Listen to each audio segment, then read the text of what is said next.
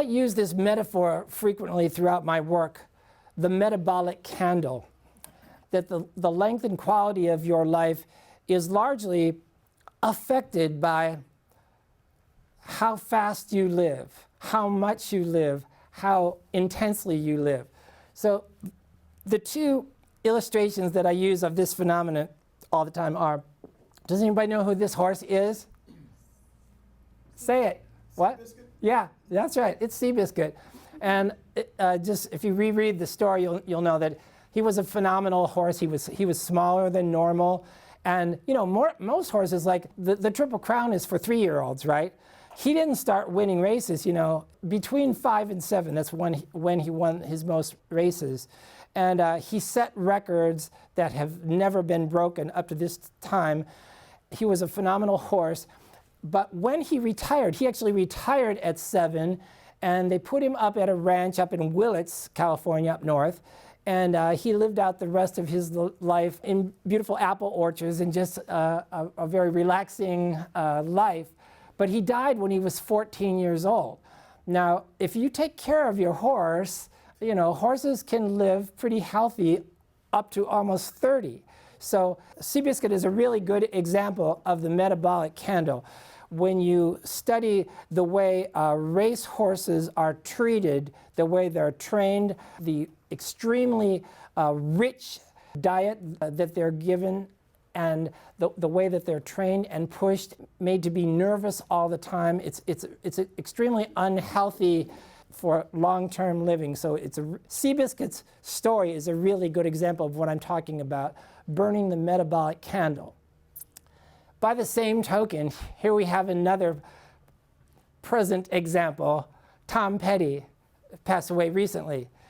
66 years old. He has been on the road for the last 30 years. He just came off the road a few days before he had a heart attack and died. So, I mean, I don't really think that Tom Petty did that much more drugs than a lot of other people, but Tom Petty died of the road. He died of burning the metabolic candle at both ends nonstop for 30 years. I'm going to use this metaphor, this idea, this expression, the metabolic candle, throughout this lecture today. And so I just wanted to sort of define it and illustrate it so we're all on the same page and we understand what I'm talking about, the metabolic candle. Components of detox. So it's very simple. The primary components of detox consist, first of all, of hydration. But in general, we are dehydrated.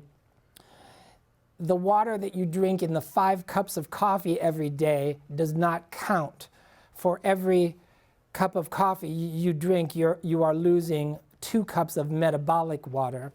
During a detoxification, between 1 and 2 liters of water is optimum. If you're not used to drinking that much water, it will take you a couple weeks to get up to that because your body just is not used to accepting all that water.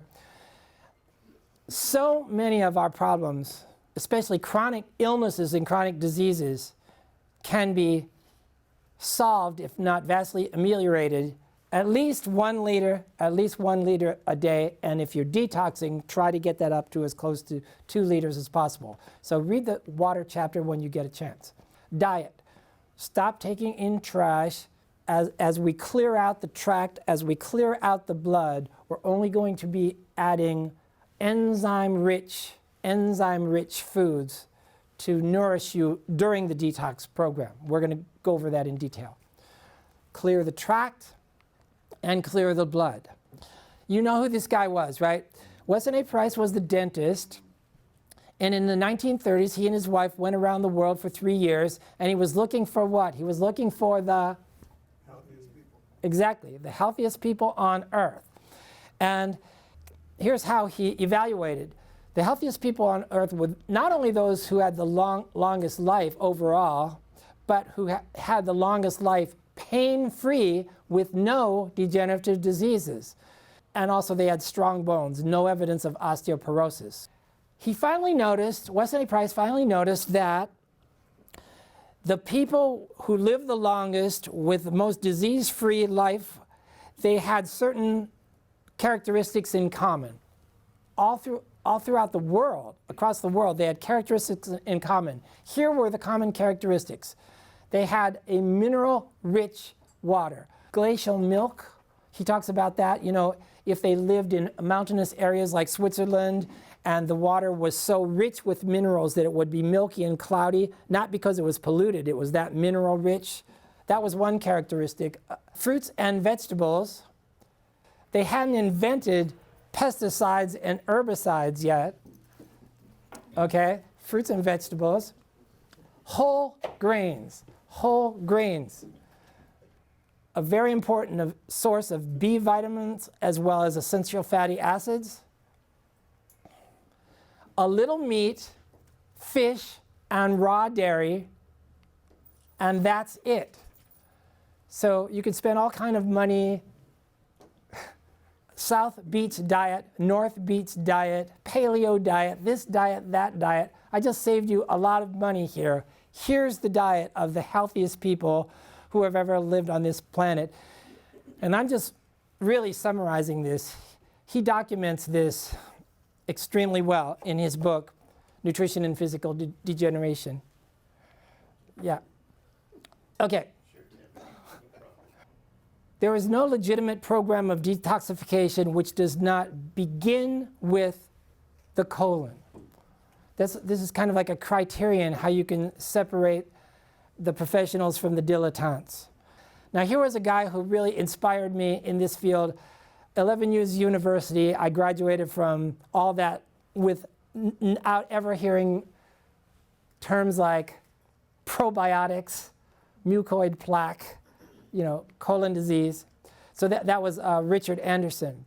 I was guided into the aura and the influence of four or five of the top people in the world in individual areas of study at that time. And one of these was Richard Anderson, the naturopath, the specialist in colon detox. And that was in Phoenix, and it was all medical doctors and me in this room, you know, for a weekend, and we all just did, you know, pricking your finger, getting a drop of blood, looking at your blood on the microscope. We just did that, identifying the common imbalances in human blood.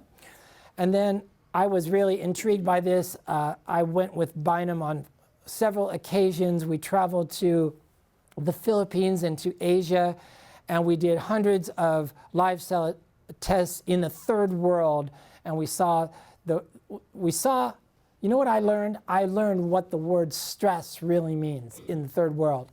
Stress does not mean your mother-in-law is coming over for the weekend. Stress means you live your life hovering between life and death. That's stress. And people who live like that, their blood has a certain look to it. It looks like hell. It looks really bad. So I'm going to show you a couple examples of that. Bynum taught me so much. He taught me to think at the cellular level, especially when it comes to supplementation, when it comes to nutrition. You think about the concept of bioavailability.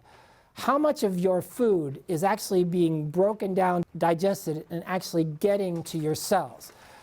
Every cell of your body has requirements, just a couple requirements every second of your life, from the moment of birth to the moment of death. What are they?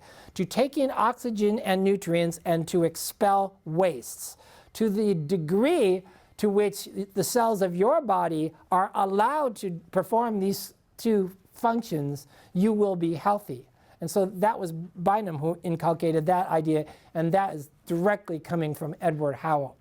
So we'll talk more about Bynum in a minute here. Does anybody know who this handsome gentleman is? Okay, this is Patrick Flanagan, wonderkind of antioxidants. This is a whole long story too, but I'll just tell you, he invented an antioxidant which has no peer in the world today. The 60-day program, as I said, consists of this simple, common sense diet and then 7 supplements. And these are the 7 supplements. Now, here's the philosophy of Bynum. Stan Bynum taught us this. As far as supplements go, number 1, 95% of the supplements that you see in GNC, in Walgreens, and in the drugstores are manufactured either indirectly or directly by whom? Pharmaceutical company. Exactly, Dr. Wade has it. The pharmaceutical industry. Their job is to make a beautiful label and to put the cheapest ingredients in those supplements as possible. Spend money on marketing and promotion. Outside of that, there is another category of supplements that are well made. They are valuable. They are nutritionally valid. And there is another smaller category of that group which we really need for complete cellular nutrition and bioavailability, which we really need to clear the tract and clear the blood. And so Bynum always said, we want people to be spending the least amount of money possible on supplements, to be taking the least number of supplements possible, but still to enable the cells of our body to perform those two functions, to have a clear tract and clear arterial system all the time. That's the goal of a legitimate detox program. This is Stan Bynum coming right at you from the grave. That's exactly how he talked. There was a guy, came into my clinic one time, young man, about 30. He was George Bush's limo driver, Secret Service, but I treated him anyway. Did the bioterrain test on him. He had this red face. He had this red face, and he had these chronic allergies.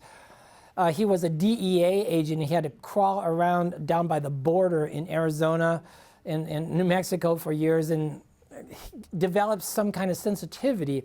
Well, he had been to every specialist at Walter Reed, back east, and all the geniuses, giving him every antibiotic and every anti-inflammatory known to man, and it was getting worse. It was getting worse and worse, and nothing was helping him, and he was going to lose his job. He was going to lose his job with the Secret Service.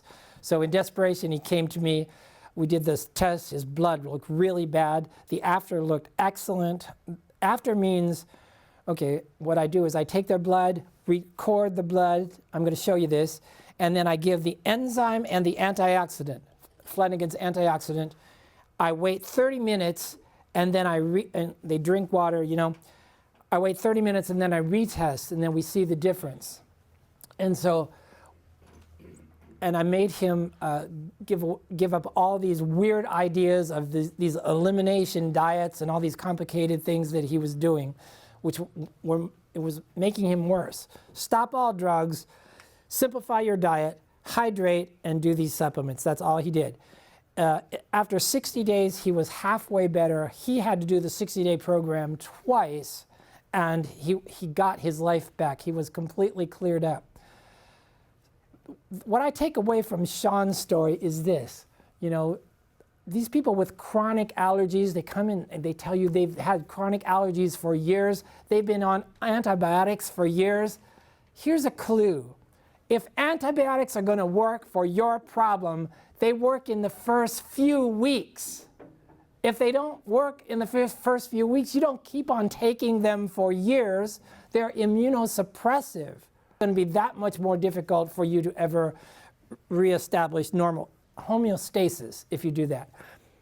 So that's an easy one. People coming into you telling you that they've been on antibiotics for 2 years, you can improve their health 50% right there.